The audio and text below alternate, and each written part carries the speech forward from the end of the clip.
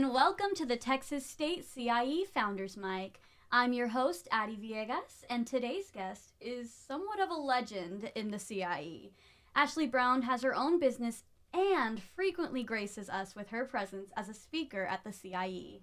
This semester, we are so excited to have her back for a series of influencer workshops. Today, we're going to dive into a bit of Ashley's story and tell you how you can benefit from her expertise through the CIE.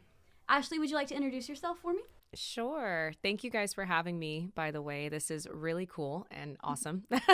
My name is Ashley Brown, and I am the owner of Brownie Photography and Production, LLC, which is a creative agency based out of Austin, Texas, that operates in the industry of high-end weddings and luxury fashion. We specialize in photography and videography, and then we double as an education source for like creative entrepreneurs and digital influencers, anybody that's really up and coming, trying to have an online-facing brand or business. That's awesome. So something I wanted to kind of start off with is photography and videography is a very saturated market, and you've done pretty well for yourself. What kind of strategies have you used to make yourself stand out in that saturated market? I think when I first started, I made the mistake of thinking that everything needed to be super polished and I had to, follow all of the rules. Mm-hmm. Like when I went to school here, I was a mass comm major, right. And I was an electronic media focus. So, I took everything that I could from all of the classes and tried to be the perfect photographer, the perfect videographer, and I did not find a lot of success in doing that. I saw that in order to stand out, I had to be different. I had to present things that were not only non-traditional, but things that I really enjoyed doing. Not that I didn't enjoy doing it the perfect way, but like pushing the boundaries are just a little bit more fun.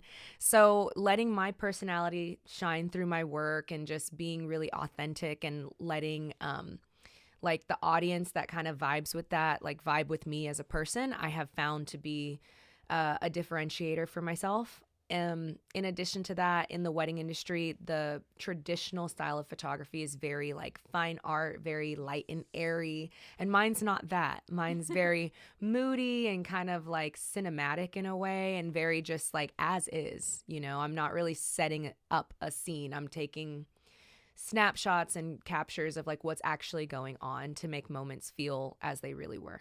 I really love that because not only are you like authentically showing off yourself, but you're authentically showing off your clients too.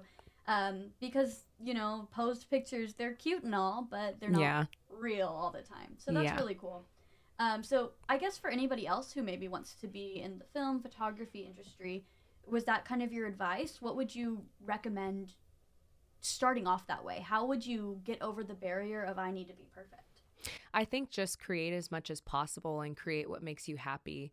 I think for someone that wants to break into the industry, at least in my experience, a lot of people want to make it really big, really fast. And that's just a really unrealistic way of doing things. And that rarely ever happens. Like people that are making it big have been at this for a long time, whether they show that to us or not. And sometimes you're going to make something and then years from now, you're going to look at it and like absolutely cringe. Like I will never show anybody any of my stuff that I started with, but like just create and like make sure that you love what you're doing. Because if you don't, like it's going to make you miserable and it's never going to be really good if you don't like it. Yeah, absolutely. So when it comes to things like branding, would you say, what does your brand fall under? Like, how would you categorize that? My brand is it kind of doubles as very like professional in terms of quality, but very, unprofessional is not a good way, but I guess informal in the sense of like, you're not going to talk to a robot. You're never going to get met with an AI response. You're always going to talk to a human. And we really go out of our way to be your friend and get to know you because that's the only way we're going to be able to tell your story. So we spend a lot of time getting to know our clients and like how they came to be, like what's the backstory, what's the vision, so that we really take that on for ourselves as if it is our own wedding or it's our own fashion design or it's our own brand, our own business, and we take that personally. Well, that's amazing. I think, well, y'all don't know, but I talked to Ashley a little bit before she came in today, and I mean, her personality is just infectious. Like she is so polished, but she's also like real. And I think that really comes across in your work and also your customer loyalty. You have your work speaks for itself. Thank and you. your customers speak for themselves with their experience with you. And I think your workshop is something you definitely want to look forward to here with the CIE, because you're going to get just that. You're going to get the realness that you kind of need to succeed in being an influencer and being like a personality for the public. Can you tell us a little bit about what the workshop's going to look like this year? Yeah, so we have 4 major areas that we focus the workshop in, branding being one of them, content creation, monetization and partnerships, SEO, and just like online presence in general. And then the 5th section, which is usually taught by Quinn, the director of CIE, is about pitching. And she teaches you how to pitch not just a business idea, but like how to pitch yourself to brands and pitch yourself to your audience, so that you can communicate your value in an effective way. So all of these things are necessary like features that you need to have, not just as a business owner or as a brand, but things that you need to have to present yourself online, because it's really hard, or it's a lot harder to communicate with an audience and you don't know anything about the audience that's coming across your pages. So if we have these foundations in place and we understand them, then we have a better opportunity of targeting that audience as opposed to kind of just leaving it up to them.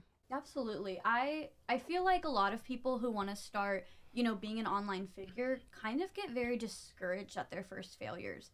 If you're comfortable, would you tell us a little bit about your failures? Oh yeah, I failed so much. Wait, that's so real. I was like, I failed so much. I lost, I don't want to say I lost so much money. Like, I wasn't gambling, but I was investing in things that I thought that I really needed. One of the biggest things, and this is a big takeaway from the workshop and all of the things that you'll do when learning about being a creative entrepreneur or being an influencer, is the mindset. You feel so silly doing so many things, whether it is your own content creation or just it just feels weird, and you kind of have to just get over it. So I would say the mindset piece is such an important part to stepping past that and allowing yourself to fail and knowing that you're going to fail, because as you try new things, not everything's going to stick, and it wasn't meant to stick. So if it doesn't stick, it's considered a failure. But fail is such an ugly word. It's more so just a lesson. So in your workshops, what do you think is going to be the key takeaways? If you walk away with nothing else but this one thing, what would you say are kind of those things? Definitely the number one thing is kind of what I just talked about, but it's going to be the mindset part. Usually the biggest thing that's holding people back from doing anything is this mindset around how they view themselves, how they view money, how they view rules just in general. These rules that they have in place, they usually place them on themselves and they're not real. So, there's a lot of people would ask why me? And my favorite thing is why not me? Oh, I love that. We have we're in a place right now where there's so much opportunity for people to own businesses and do their own thing. So people just have to want it bad enough to go after it and just do it. So to have that mindset to be I actually can, I'm going to try it, is probably the biggest takeaway that would be important. And then second to that would be consistency and understanding I'm not going to get you 1 million followers in the workshop, right? But I'm going to give you the foundations and the tools to probably eventually get 1 million followers if you keep doing these things and you keep showing up. Well, and that's another thing is nowhere else can you get that, really. While you are in school, you cannot get that for free or next to nothing. That's not a thing. Yeah. So that's definitely something everybody should be taking advantage of, even if they maybe want to do it someday. I really love that. Why not me? Get me that on a t-shirt. Get me that on a mug. Girl, you need to put in a patent. You need to put in a I don't know trademark. if that's mine, but if it is, okay. I'm saying it's hers. You've heard it here first. That's Ashley's. That's it. So I also kind of just want to talk about I don't know. I feel like a lot of times with influencing, things can feel a little either too formal or too informal. How do you kind of find the balance of not just goofing around, but also still having fun? I think that kind of goes into knowing who your audience is. And when you're first starting out, that can be a really hard thing to define. So figuring that out first, and then you will have a good idea of what that audience wants to see. And it needs to closely align with what you like to do and what kind of content you want to create. So if your audience wants to see you be a goofball and you enjoy being a goofball, then you be as goofy as you want. And then if the audience that you're trying to target isn't into that, and that's not how you want to be, then you keep it very sleek, very professional, very clean, right?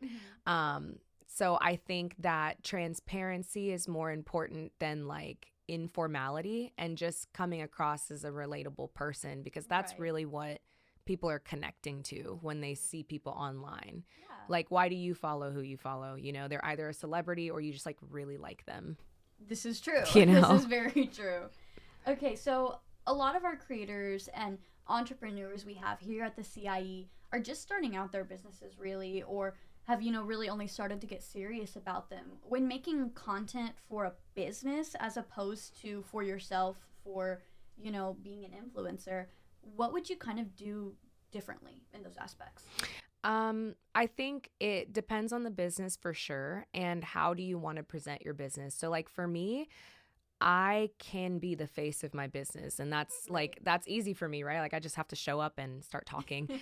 But I think that understanding the brand of your own business and creating content around that. So like when you're creating your brand, what does your brand feel like? What does it smell like? What does it taste like? Like how do you describe your brand? And then creating content that directly relates to those adjectives about the brand. I think that is probably, like when we think about Nike, it's always some type of content that has to do with sweating and working out somewhere. Like someone's always getting a great workout with Nike. They're never just chilling, So I think understanding your brand enough to know what content is going to deliver that message for you every time. So that brings up another question. What does your brand smell like, feel like? Now I want to know. Yeah, I would say my brand probably smells very earthy because it's a little bit darker, and a lot of my work takes place in like landscapey areas. Yes.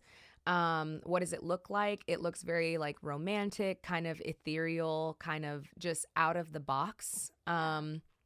What does it taste like? Probably delicious. I don't know. Whatever it is, it's good. Yeah, sweet or savory, unsure, but pretty good. Yeah. But it's got to be good. Give me that in a bottle. It's just something that makes people feel like warm and very homey. Like when they see our work, we want it to feel deeper than just seeing a pretty picture. Yeah, that is amazing. I am so excited for your workshops.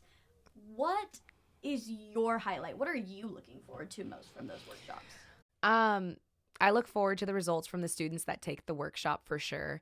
Even if they are super small steps, like any steps in what we're doing are huge. So it's always really exciting to see like traffic numbers go up. It's really exciting to see someone have a content calendar filled out. It's really excited to see somebody have a clear idea of the type of content that they want to come out with. Like that's just a really, really awesome thing for me, because the whole point of creating this workshop was, as a student here at Texas State, when I was here, this didn't exist. Definitely not. And, I thought that if we are paying tuition to, come to school here and leave for the job market, we should also have a branch that allows us to leave and own a business. At least come out with something, some type of basic foundation to be able to start a business if we haven't already.